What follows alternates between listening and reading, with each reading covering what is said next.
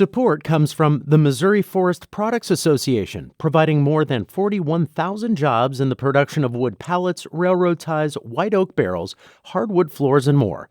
Details at choosewood.com. From St. Louis Public Radio. This is St. Louis on the Air.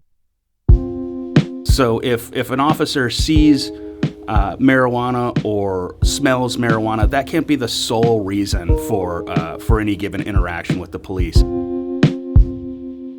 We see people who have the means to do so end up with a littering charge, whereas people who don't have the means end up with a drug conviction.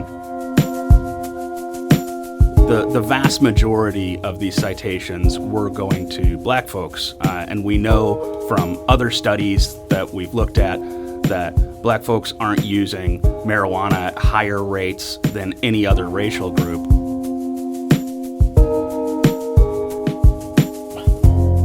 I'm Sarah Fensky. Last week, St. Louis Mayor Tishaura Jones signed a bill into law that achieves a long-held goal of local progressives. It says police will no longer cite people for possessing up to 2 ounces of marijuana. That's about 56 grams. It also allows city residents to grow up to 6 cannabis plants. The bill was the work of St. Louis Alderman Bret Narayan, and he joins us today. So, Alderman Narayan, welcome. Thank you, Sarah. Happy to be here. So there's a lot in this bill. Walk us through the main points. What exactly does this bill say? So the purpose of this bill was to harmonize our local ordinances with the Constitution of the state of Missouri. In 2018, voters came out and voted for what was then called New Approach Missouri, Amendment 2 on the ballot.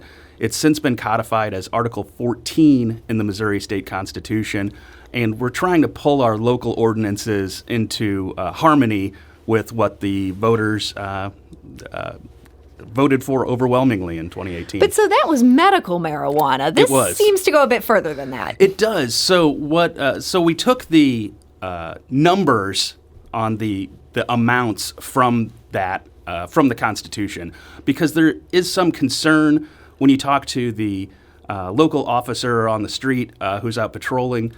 When they walk into someone's home, whatever reason they may have for being in there. Let's say they have probable cause to be in that home. Exactly. Yeah, after a 911 call, something like that.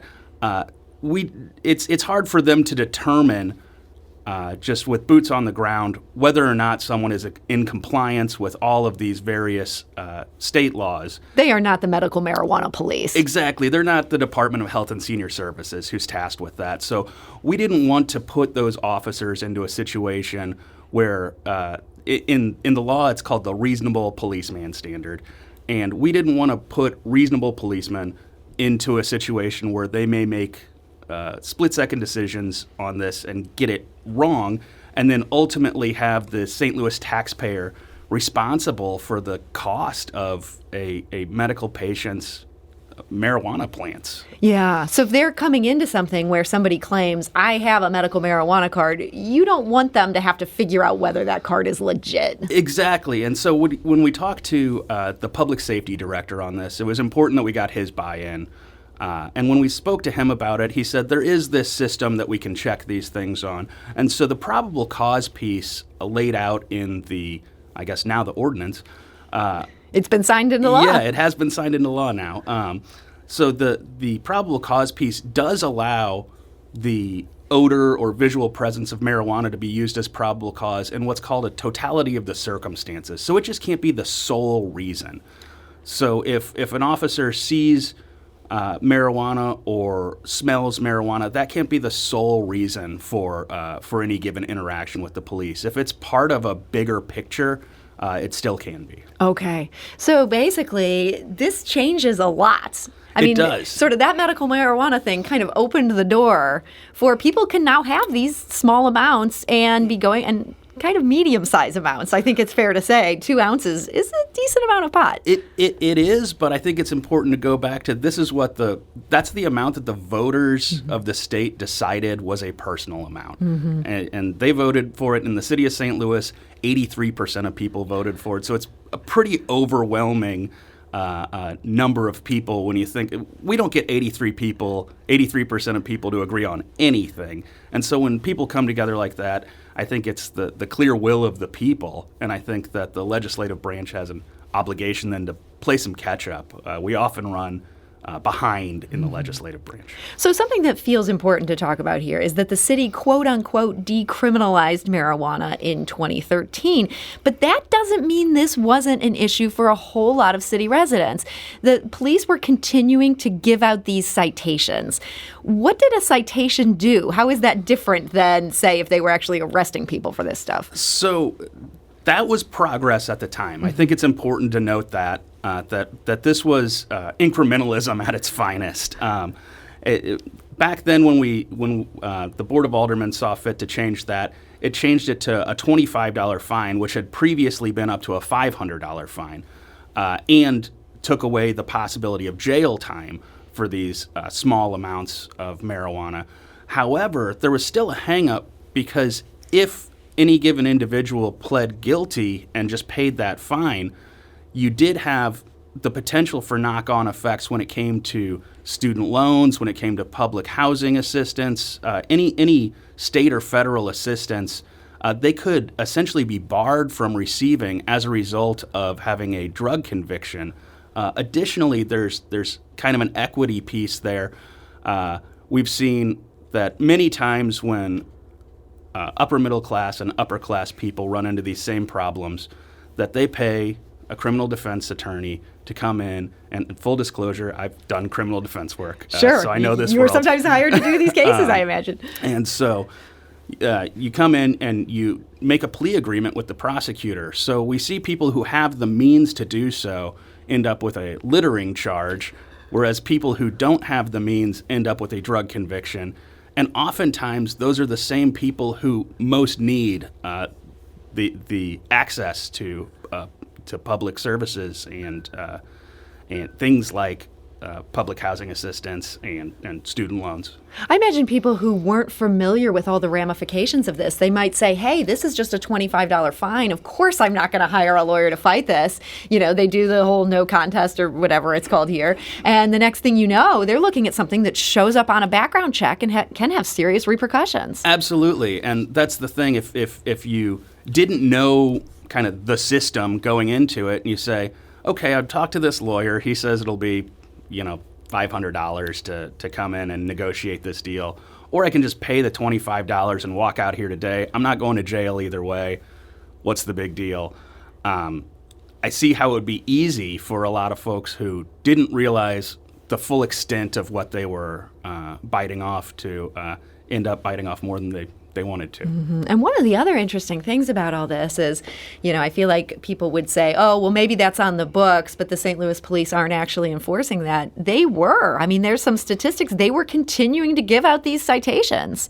They were. And I think the flip side of that coin is if that's what we were doing in practice anyway, why not just codify it? Right. So even if they weren't enforcing it, but these citations were being given out, and as you say, the racial breakdown on who was getting them was pretty stark. There were, and I forget the numbers just off the top of my head now, but the vast majority of these citations were going to black folks, and we know from other studies that we've looked at that black folks aren't using marijuana at higher rates than any other racial group. So you do start to think, what are we actually doing here? So this bill that has now been signed into law by the mayor, this takes all of this off the table. People aren't going to get these kind of citations anymore. The police can't use this as the only reason to come after people more. Why would we not just say at this point we have legalized possession of small amounts of marijuana in St. Louis? So the Board of Aldermen has some limited authority. I think we can't always go as far as we would like to on some things.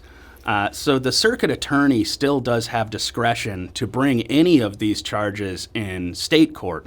All that we have authority over is our municipal court. So I know that St. Louis Circuit Attorney Kim Gardner said in 2018 that she wasn't going to prosecute less than 100 grams. She's not bringing these cases, but that could change if a different circuit attorney came in. Absolutely. So if a different circuit attorney came in and they wanted to be tough on this particular type of crime, they could bring charges against anyone who was not a medical marijuana patient on these. Of course, the medical marijuana program is laid out in the state constitution, so folks who do have a medical marijuana card from their doctor would not be subject to criminal charges. So that's why you don't want to just go a little too far in how this is framed. Exactly, yeah. We don't have the and it's also important to note that here in St. Louis we do have federal property as well. So if you're, say, on the Arch grounds, even if you have a medical marijuana card, you could run afoul of the federal government.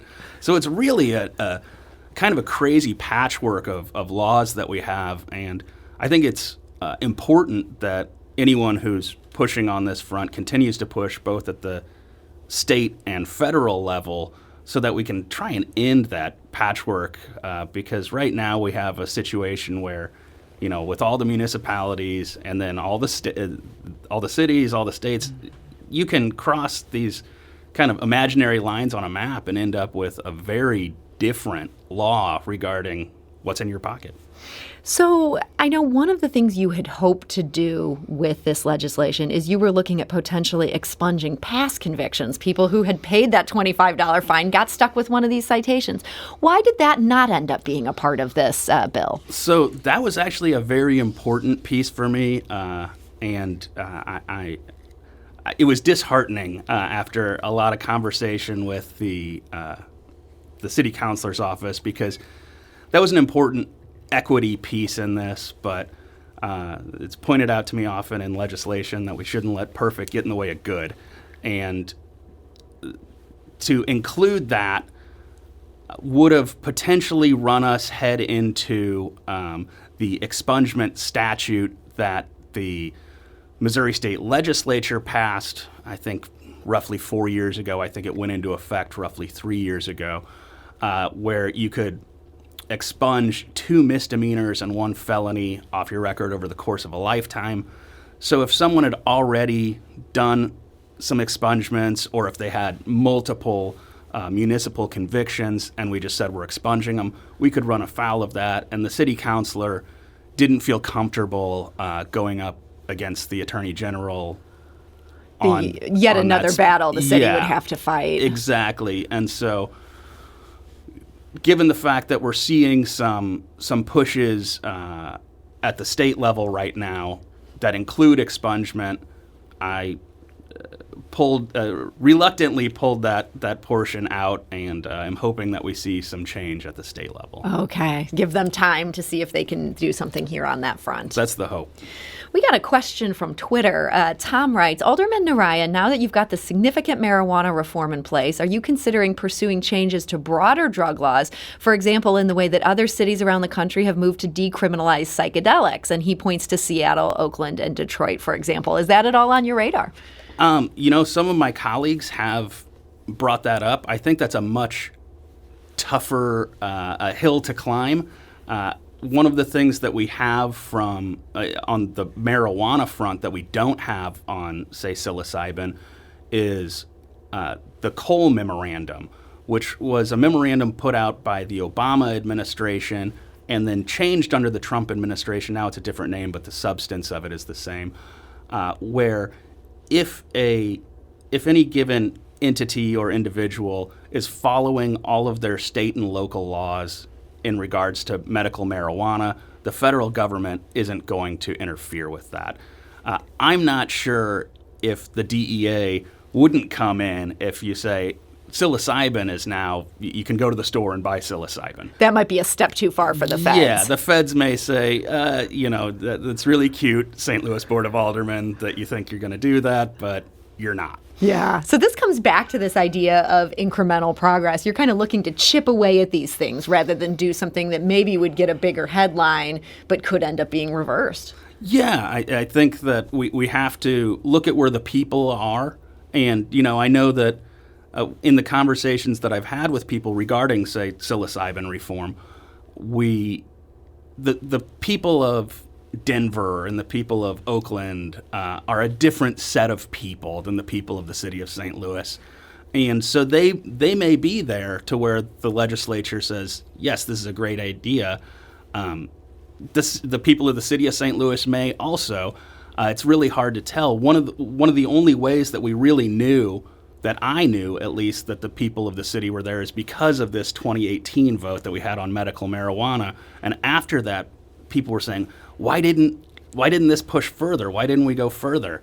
And so we knew that the populace was there, and so it's easy then as a legislator to say, okay, 92% of the people in my ward voted for medical marijuana. You see a mandate there. There's no way that I can come out and say, oh, I don't know what the people are thinking on this. It's pretty clear what they were thinking. It is interesting. I remember there was a big fight back in 2017 when Alderwoman Megan Green was trying to do this same thing. She wanted to get rid of these citations, and she just ran into so much opposition.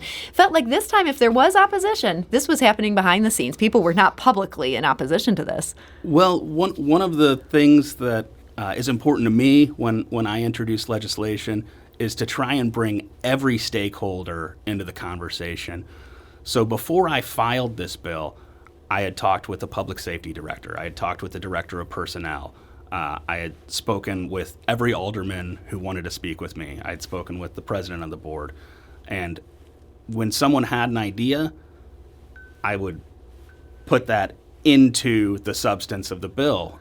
We even saw that in the floor debate. We even made a change to it. One of my colleagues had a concern about the public consumption of marijuana, and ultimately what this bill was about was not allowing people to publicly consume marijuana. So we said, sure, let's throw that in there too. Yeah. And I think when you invite people to the table and let them share their concerns, it's a whole lot easier to address those concerns before you've even started. And it's a whole lot easier to get buy-in from the coalitions that you need to actually move substantial legislation like this. Well, this has been substantial. This makes some big changes. Alderman Bret Narayan, thank you so much for joining us today. Thank you.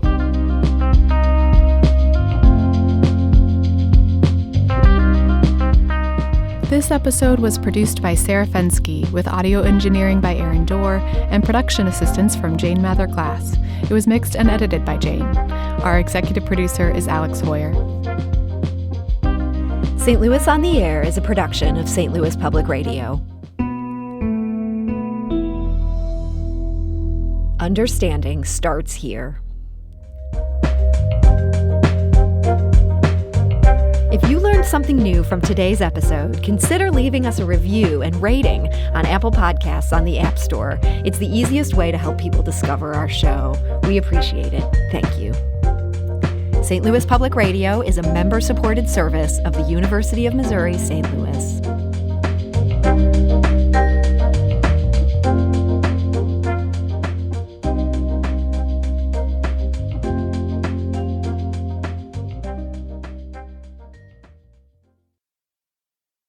Support comes from the Missouri Forest Products Association, providing more than 41,000 jobs in the production of wood pallets, railroad ties, white oak barrels, hardwood floors, and more. Details at choosewood.com.